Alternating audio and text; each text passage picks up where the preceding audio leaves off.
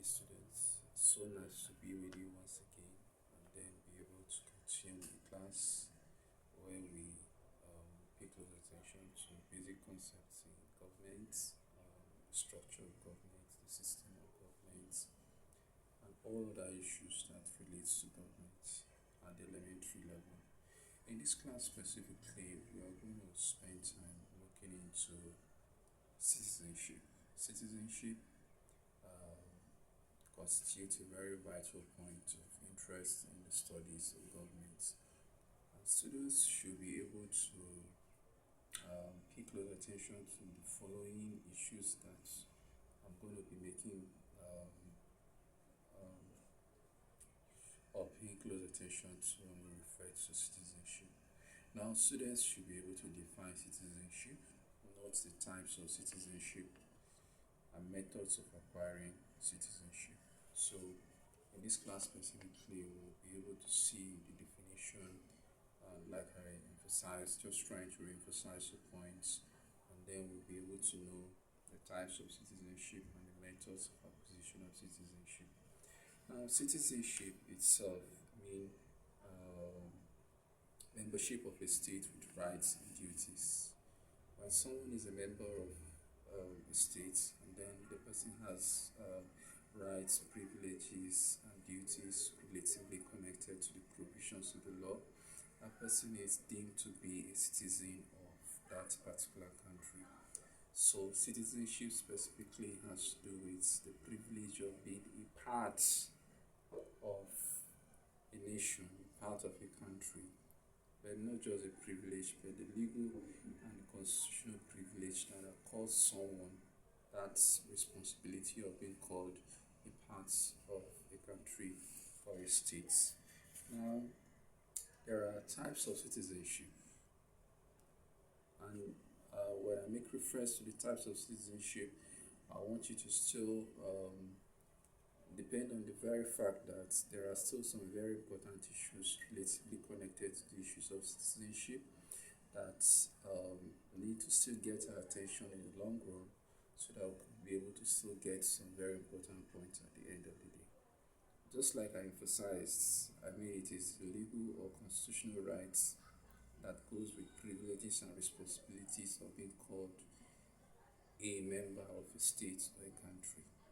Now, I will now come down to the types of citizenship. There are several types of citizenship, and they include the following. The first is citizenship by birth. Now, citizenship by birth is automatic for those born in the territory or to citizens' parents. So, if you are born in a particular territory and you have parents who are also born in a particular territory, that accords you the privilege of being called a citizen of that particular territory. For example, someone born in Nigeria is a citizen of Nigeria because the provisions of the law, like I emphasized in the first instance, related to studies of citizenship, encapsulates issues relatively connected to birth, that provisions of the law in terms of Nigerian constitution, and how it gives you the opportunity to be noted as a citizen of Nigeria in particular. So, provisions of the law related to birth accords you automatic privilege to be called a citizen of Nigeria. So, to that extent, we are able to establish the very fact that being a citizen of Nigeria becomes automatic for someone born in Nigeria or for someone who is a child that came out of birth to Nigerian parents. That in itself costs you the privilege of being called a citizen of Nigeria. This point is still applicable across the globe. There are specific climes and territories where issues related to citizenship in this direction still play a very significant role in defining who citizens are, because birth is automatic and territories across the globe, especially for democratic societies, find birth as automatic basis of being called citizen of a country or a state.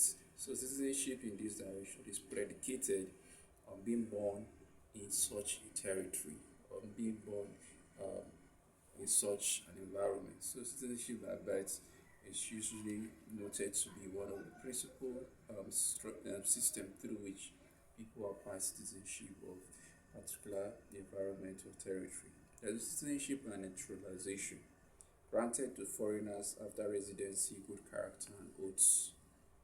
Nigeria still practices citizenship and naturalization as well as other countries of the world.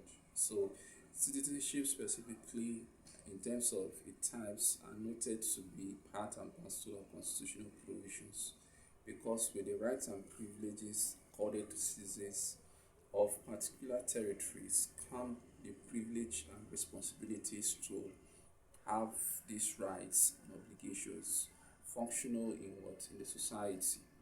That's the reason why citizens are required to fulfill certain responsibilities and obligations that pertains to their existence as citizens of states or citizens of whatever country. So it is granted to foreigners after residency, good character, oaths. Provisions of the law gives specifically the basis upon which people can be noted to be citizens of such particular country or territory. And then apart from that, we have some very important issues that we just need to still note. The person must be of a good character. The person must have stayed within the territory or the jurisdiction where he or she claims to be um, resident in before the provisions of the law can be able to validate that he or she is qualified to be accorded the privilege and responsibilities of being called a citizen of that particular territory. Apart from that, also there's an oath of allegiance. There's an oath of allegiance. The person doesn't constitute an issue that could culminate into internal insurrection, external aggression, things that could be detrimental to the well-being and existence of that society. That specifically help build the thought of who a citizen is based on the provisions of the law related to democracies across the globe. Especially in this case, we make reference to Nigeria because it provides us with a prototype and the format within which we can be able to relate issues connected to citizenship in this regard. Then apart from that, there's citizenship by registration for spouses of citizens or those from associated states. Spouses of citizens or those associated to that or the citizens of a state are accorded the privilege of being called citizens of what that particular country as well. In this direction or in this regard, we refer to such basis of citizenship as citizenship by registration. So citizenship by registration is a notable part of how people become citizens of such particular nation. And we need to be able to just note these points, think of how we can be able to relate the issues of citizenship properly, and then be able to get something very good out of this essence of studies when we make reference to citizenship. As students can be able to note this, learners can be able to note this and see the implication of citizenship as it relates to democracies globally, globally, especially when we're able to pay close attention to issues that we can be able to relate with when we make reference to the provisions of the law connected to people being called citizens of a particular state or country. The last part of the type of citizenship is citizenship by marriage. It is acquired through union to a citizen subject to conditions. Okay.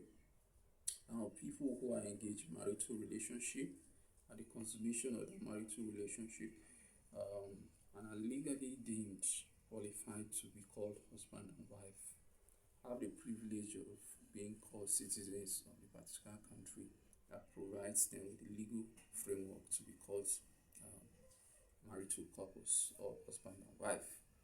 And this, to a very large extent, still defines what we mean to be citizenship by marriage. So provisions of the law in this direction provide us with basis of trying to reflect on issues relatively connected to citizenship, and then most of the issues that relates to citizenship in this direction. So in the next class, we'll get to methods of acquiring citizenship. What are the methods of acquiring citizenship? After looking at the methods of acquiring citizenship, we'll pick the evaluation questions related to this point of discussion. The essence is to be able to help people, help learners, help students understand specifically the various dimensions of citizenship and the specific issues that relates to citizenship in this direction. Now, in order to just round up the class, we've been able to establish the very fact that citizenship has to do with the legal rights, the privileges and responsibilities that come with being called a member of a state or a country. And to that extent, there were a lot of points of discussions, but we were able to establish the very fact that that is what we refer to be citizenship. And apart from that, we were able to see the types of citizenship, which has to do with citizenship by birth, citizenship by naturalization, citizenship by registration, and citizenship by marriage. In the next class, we'll see methods of acquiring citizenship. We'll see the provisions of the law related to the methods and the specific issues that govern the basis of trying to define citizenship in this direction. Thank you very much.